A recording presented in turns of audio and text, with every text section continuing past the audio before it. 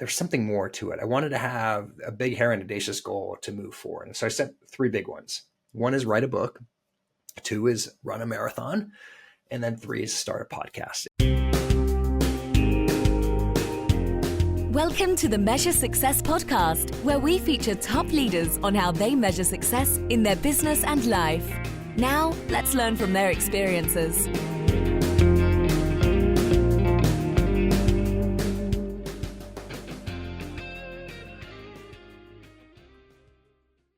Welcome to a truly special episode of the Measure Success podcast. I'm your host, Carl J. Cox, and today we celebrate a pretty awesome milestone. It's our 200th episode. I'm pretty in awe of all of this as I reflect on this journey, because when I started back in 2021, I really never imagined we'd come this far. You know, this podcast has become more than just a passion project. It's been more of a podcast for learning and connecting and growing, for me and our guests and our listeners alike. So to everyone who's tuned in and shared an episode or even sent a note about how this podcast has impacted you, thank you from the bottom of my heart. It means a ton. And your support and encouragement are what make this all worthwhile. And to all of our incredible guests, I mean, it's been unbelievable. They've generally shared their stories and insights and different strategies, of course, and this milestone wouldn't be possible if it wasn't without you. So thank you. Today's episode is definitely going to be a bit different. It's just me, and we're going to look back at the highlights, reflect on what we've learned and what I've learned personally. We celebrate the wisdom of our guest, especially regarding how they define and measure success in their lives, and also share some behind the scenes stories and dive into some of those impactful books our guests have recommended as well. So let's get started in this episode. This is going to be a lot of fun. It's really an honor to stand here today and share a story that's deeply personal to me. It's if you may, it's kind of crazy how I got onto this. And so I'm going to talk about the power of audacious goals, especially when overcoming something that's really traumatic. And more importantly, I hope it's a story about how we define and measure success in our lives. So for me, this moment in my life where I was heading down this path, which seemed really unclear, started 40 Strategy in January 2020. It was right before COVID started. And that ended up being what a change in business, right? For everyone who got to experience it, had a business and had to get through COVID. Well, COVID was still in the depths. And all of a sudden in September 2020, when the business was actually going really well, I found myself 100 miles away from my house in a emergency room in Centralia, Washington in the middle of the night. And what was going on is my appendix, apparently something was going wrong. And then I came out of it. I was lying there in the hospital bed and woke up, and I found out something kind of interesting. The doctor said that was the worst burst appendix he'd seen in his life. That alone is like a gory story of just how I made it through and traveled, about 100 miles to get to that location. I was feeling sick every single hour in a hotel room. It was just absolutely terrible. And when I was actually in the hospital, I had an NG tube down my throat for nearly 4 or 5 days. I was in the hospital for a full week.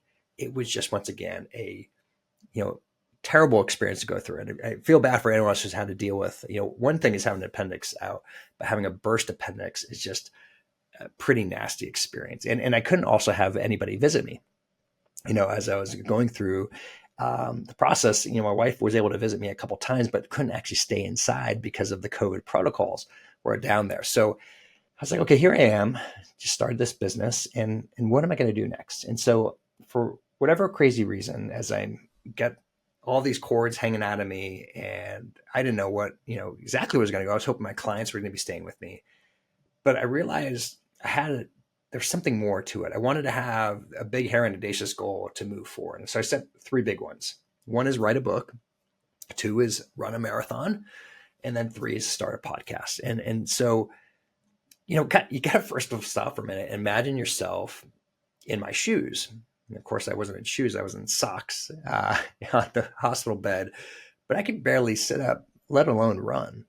And writing a book seemed like a distant dream. I'd thought about doing this beforehand. And as for starting a podcast, well, I had absolutely no experience and I didn't know where to begin.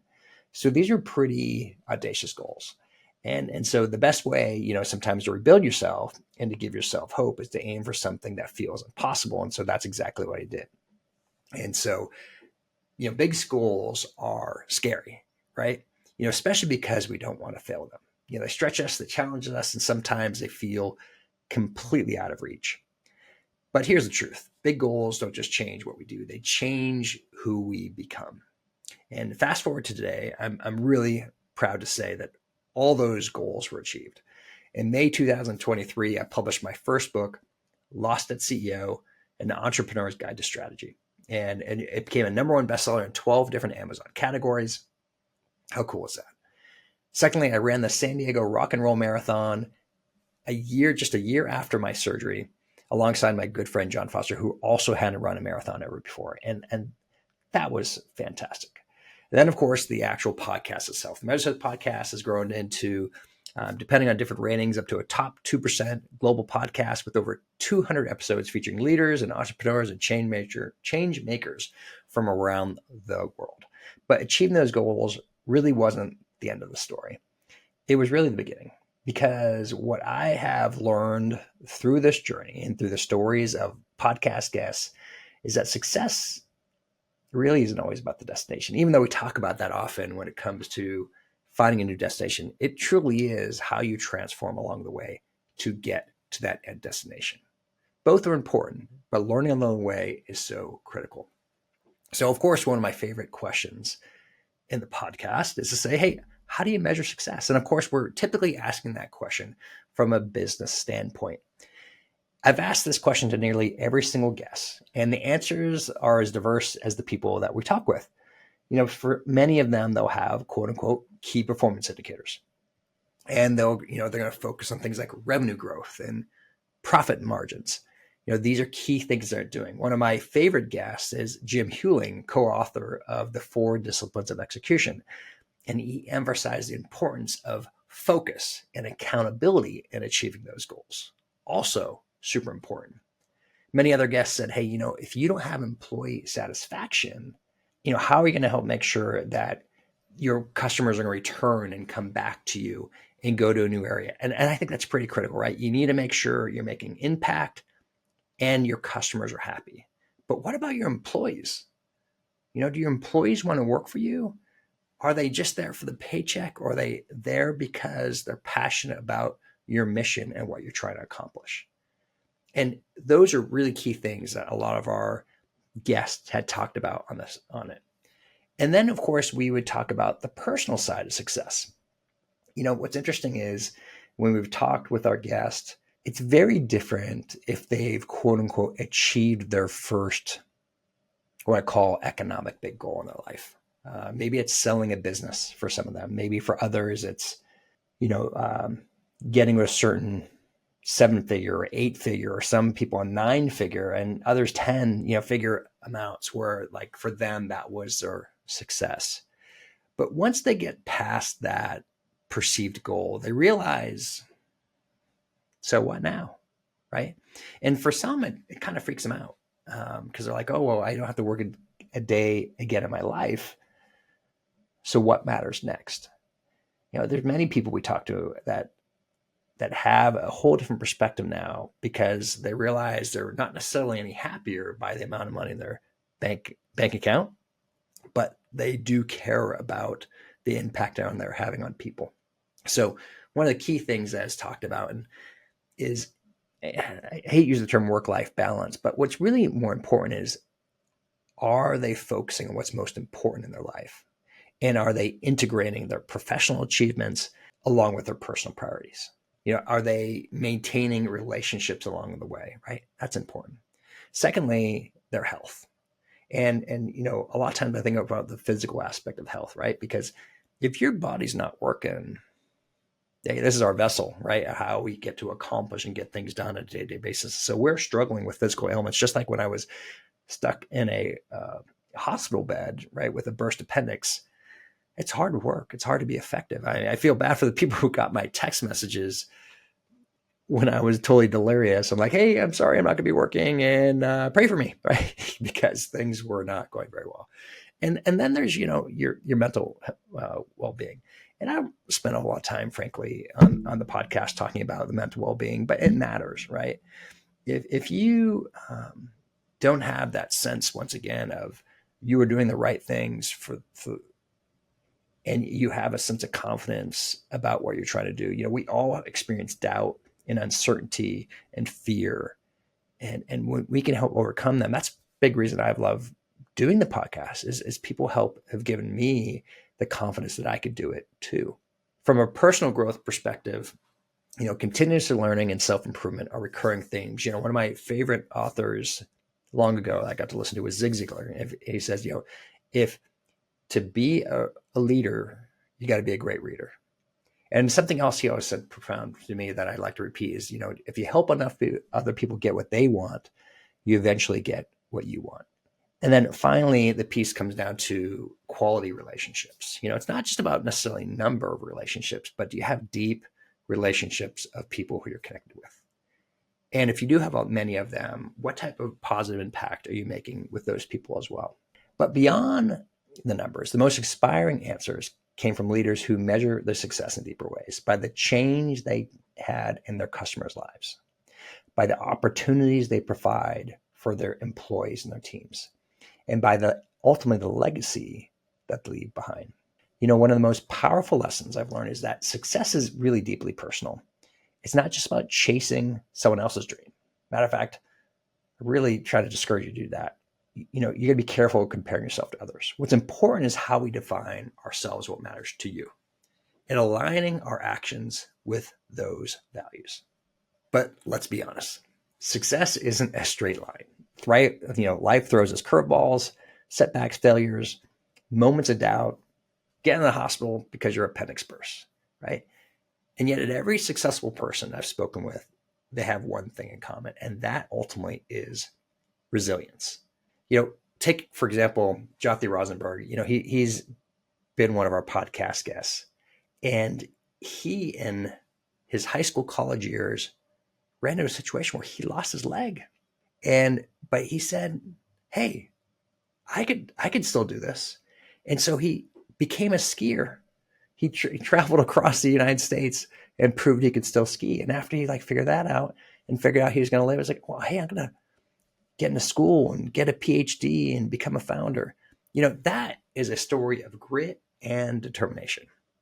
And it's so inspiring to talk with people like this. And his mantra says, who says I can't? I love it. It's a reminder that our limitations are often self-imposed. Or consider Chris Ward. She transformed her life in business after a big part is when her husband had passed away.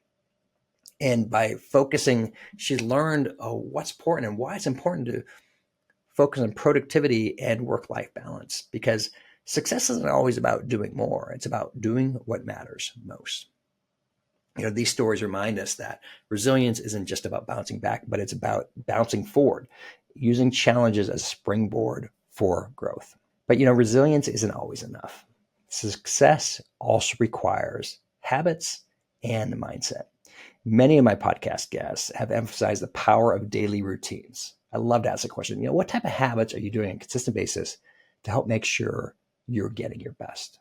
One book that comes up time and time again is Atomic Habits by James Clear. And this book teaches us, and it's a great book, about how small incremental changes, tiny habits, can lead to extraordinary results over time. Sometimes it's that simple idea, but incredibly powerful. What if we just focus on improving 1% every day? And these small gains compound into something remarkable. That's also what Darren Hardy talks about in the compound effect, right? It's that concept, once again, of how to make a difference on a consistent and readily basis. So those are some of the things that can be really powerful. One of the books that really had a profound impact on me, and it was so cool, I got to finally interview him, was Business Brilliant by Lewis Schiff. Through these these connections through podcast and getting to meet people, I met a gentleman, got invited to a Growth Drive conference, which has been a big part of now how we help our clients on a strategic basis. And there I got introduced to Bob, and Bob introduced me to Lewis Schiff just through a conversation. And what he didn't know is that book, Business Brilliant, I'm starting to feel a little bit stuck in my career in that I wasn't going to go any further than I was at. I mean, I'm going to go deeper than this. Okay. So I grew up, basically from the ages of, 4, 5, 6 till 18 years old, and actually through 22 years old, I was basically on free and reduced lunch, which would be considered poverty. And so you had this like mentality for me of being in poverty, right? It was like how I identified myself, and it was embarrassing as a young kid. And so somebody gave me good advice, Perry Real, and he said, "Hey, Carl, get a degree, and people think they know what you know." So I ended up getting an accounting degree. And fortunately, through that accounting degree, and my high school sweetheart, she became a nurse. We were able to earn enough money, and so we were able to eventually get to quote unquote the middle class, however you define that. But what it meant for me is that we didn't know how to worry about day-to-day bills. And so as I continued to grow and gain more opportunity, though, I became comfortable. I got to this point where I no longer wanted to make changes. And I read this book, Business Brilliant, and it talked about these ideas and concepts were actually holding me back to get to the next level. And so I got this job offer to go to the next level. I attribute that book for giving me the openness and insights to do something really uncomfortable. And that, of course, led to a whole set of different career opportunities that I never would have found or had if I hadn't done that. So as we continue to talk about, is one of my favorite parts of the Measure Success podcast is, as I mentioned a couple of them, is how people bring up books, their favorite books. What has inspired them? What has done the things that's been to them? I already mentioned The 4 Disciplines of Execution by Jim Huling. That has been a huge one, a really powerful book. Atomic Habits, I mentioned. I have up in the top. If you happen to be watching behind me, is Good to Great by Jim Collins. That's just such a classic. It's a 10-year research book of what's the difference between the greatest companies and those who are not. And the reality is the concept came out of being a servant leader. What an interesting concept, right? That Jim Collins didn't want to talk about leadership, but they couldn't ignore the fact that every single leader was a servant-based leader. There's also The Power of Habit by Charles Duhigg. It's brought up often. Outliers by Malcolm Gladwell. And then there's also some ones that you don't expect as much, like The Art of Possibility by Xander, and then also The Obstacle is the Way by Ryan Holiday. Mindset by Carol Dweck. Right? There's just so many books. And why I love books is those books, once again, help inspire and create new ideas for us in the way how we change. The greatest joys of hosting a podcast is the connections I've made. I really honestly never dreamed of talking with so many different amazing people, and the podcast has been able to do it. I've spoke with so many CEOs, business owners, entrepreneurs, authors, NFL players, mountain climbers, and even Olympic athletes. Each one of them has shared the insights of how not only inspired me, but also shaped the way I think about leadership and success and impact. But what's been equally rewarding is hearing from listeners like you. I've received messages who said an episode inspired them to start a business or pursue a dream or make a life-changing decision. And that to me is what this is all about. It's creating that ripple effect of inspiration and action. It's part of my mission to positively impact 1 million people in 10,000 organizations. And of course, we still want to have our goal of giving $1 million to charity, right? That's how we started 40 Strategies to begin with. So here's my call to action for you, and my challenge is to take a moment to reflect on your own definition of success. What does it look like? Here, as this is getting released in early 2025, what does success look like? How does it feel? And most importantly, how can you align your daily actions with that vision? Maybe your version of success is about building a thriving business, or maybe it's about being more present for your family, prioritizing your health, giving back to your community. Whatever it is, I encourage you to dream big, way bigger than you are probably today. Embrace resilience and take these bold steps towards your goals. Now, here's the thing. Success isn't reserved for the lucky or the privileged. It's available to all of us. If we're willing to do the work, take the risk, and stay the course. When I started this podcast, I didn't know what to expect. These early days were challenging. I remember I had to cold email potential guests and often face rejection or even silence. But with the persistence and the support of mentors, asking for referrals, the podcast began to gain traction. One pivotal moment came when I realized that this podcast was more than just about business development. It was about building authentic connections, having meaningful connections, and creating value for our audience. Matter of fact, when I changed the whole concept of this to grow businesses, really started to take off. The conversations became richer. My questions became better, and the relationships and impact far greater than they've ever been. Today, we often have a 3 to 6 month waiting list to be a guest on the Measure Success podcast. And the stories we share continue to inspire not only our listeners, but also me personally. One of my favorite parts is hearing from you, our listeners, whether it's through emails or social media messages or even just photos of you wearing our Measure Success swag. That truly is the absolute best. It means so much to me. So as I stand here today, I'm filled with joy. Gratitude. This has been just amazing. 200 episodes. And for all the lessons that I've learned, I'm just looking around in my office here, I've got this big stack of books that you can't even see that I haven't even had a chance to go through. That is my goal, to make sure that every single book behind me is signed by somebody who has actually been in our podcast. And there's so many people up here, from Tommy Breedlove and Jake, we have Trey Taylor, from an author, the CEO only does 3 things, and Bill Connolly from The Flexible Stance, and Kyle McDonald to Begin With We. And there's so many amazing people that have been on the podcast. That's a small group. From, we have Identity Shift by Anthony Trucks. It's on and on and on. I've been Mike McAllowitz. Just so many amazing people have been on here. And I just want to thank them for taking the time, an hour of their time, to present and share, because you've inspired me and you've inspired our audience as well. So if there's one takeaway, is to be grateful. And I've learned the people I met and the journey I've been on, but most of all, I'm grateful for the opportunity that I've been able to share this with you. Success is more than just about achievement. It's about alignment.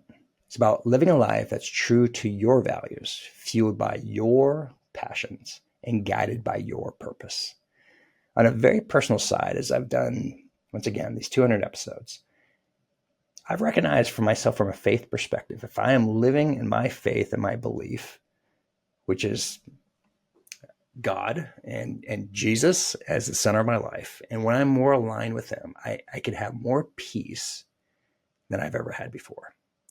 And once again, I know people have different faith systems, and I 100% respect that. But what is important is that through we are aligned with who we have more joy.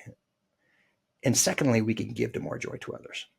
And that ultimately, right, is what it's about. The golden rule is that we can give the gift that we've received, and we can give love towards others. And I hope this podcast has just been a small step of the love that we've been able to give, and that the people have been able to share. And I just want to thank every single one of you who have been a guest, who have been a listener. Thank you. Thanks for being part of the journey. And as I always like to say, wishing you the very best and measuring your success. I wish you a great day, especially here in 2025. Make a difference. You are worth it. God bless. I love you all. Thanks for listening to the Measure Success podcast. We'll see you again next time to learn from the best. Remember to subscribe now to get future episodes.